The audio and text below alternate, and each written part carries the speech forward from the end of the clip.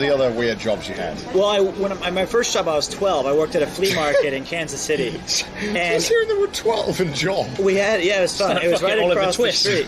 And small crew. And she paid me not in money, but in my choice of novelty gift items at the flea market.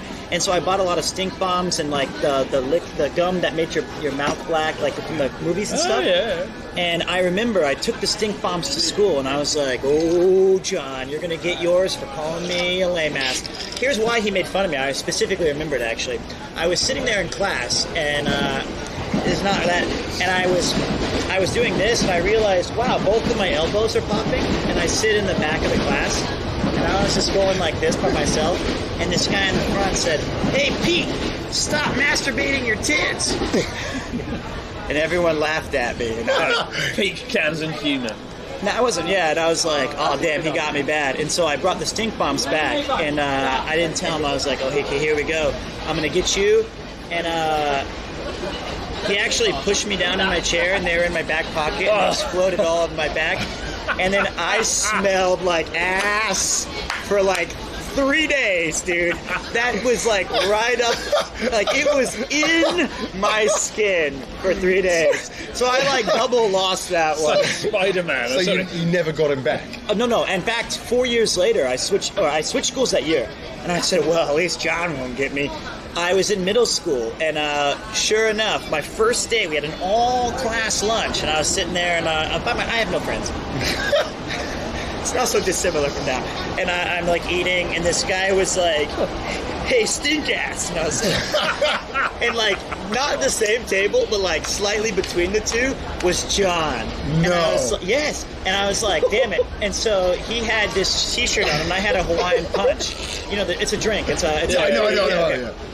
And he kept making fun of me, and everyone was kind of laughing. And I said, "Okay," and I shot it at him, and that's pretty brave. Yeah, and it got all over his shirt. And then he was like, "You are dead."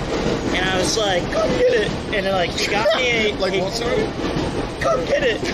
And he got me in a headlock, really tight, and started punching me in the stomach repeatedly. All right, like badly. And I'm like 12 or 13 at this time. And I remember I ripped a part of his hair out.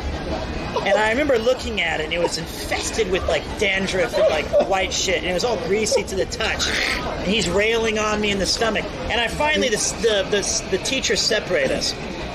You know the worst part? I can't breathe. I'm barely able to stand. I got my ass beat. Everyone saw it. There's a whole school in the lunchroom.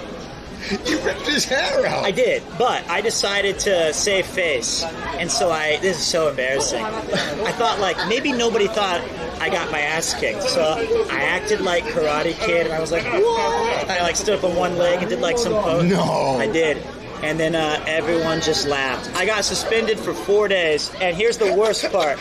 Here's the absolute worst part. It was bad. The worst part was they couldn't reach any of our parents to pick us up from school. So they said this. They said, well, Pete, you go home first, and John, you go home later, or whatever. And I start to leave, and I get like, I talk to my friends, like, yeah, I got suspended for 4 days, and I start walking home, and sure enough, he's like, hey, stink ass! That guy found me because we lived right next to each other. For fuck's sake. And he beat the shit out of me in front of a trailer park on Kansas City streets. No. No one intervened that time. No. What happened to him? We ended up in the same class together in high school. No. We became friends. I taught him how to play checkers and Uno. How did that happen? Yeah, it's a story for another time.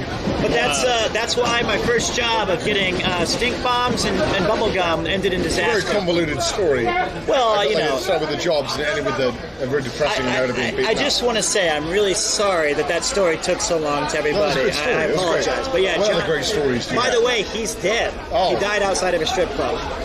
Sorry, John. I shouldn't laugh at all. Nah, it's all right. He kind of. Why would you just announce that? That's the end of the story. You can't tell a funny story and then throw that in. Just kidding. God. He survived.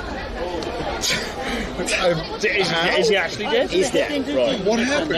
I don't know. You have to ask the people involved. I wasn't there. What is happening? Somebody's like, I'm sorry, chat. That is not karma. Beating up a 12-year-old kid as a 12-year-old is not. It's not a sentence to die. No, it's not a sentence to die. But come on, I dying was just. outside of a strip club. What the I fuck? was just seeing. I thought the sound was amusing, and then he made fun of me so bad. Does it still do it? Yeah, I can still hear it. I can click my wrists. Well, Wanna hear you're it? not. You wanna Yeah, hear it? go ahead, masturbate whatever your hands Listen. are. Oh my God! See, if you did that, John would give you a beating. Yeah, I can do both of them. That's messed up. Yeah, I guess so. Is that why you're like an Apex pro? You do like quick mouth. I'm like, Yeah, that's pretty sick. It's horrible. So again, That was a Yeah. roller coaster. That was like fucking The Godfather. Listen to you. A roller coaster adventure.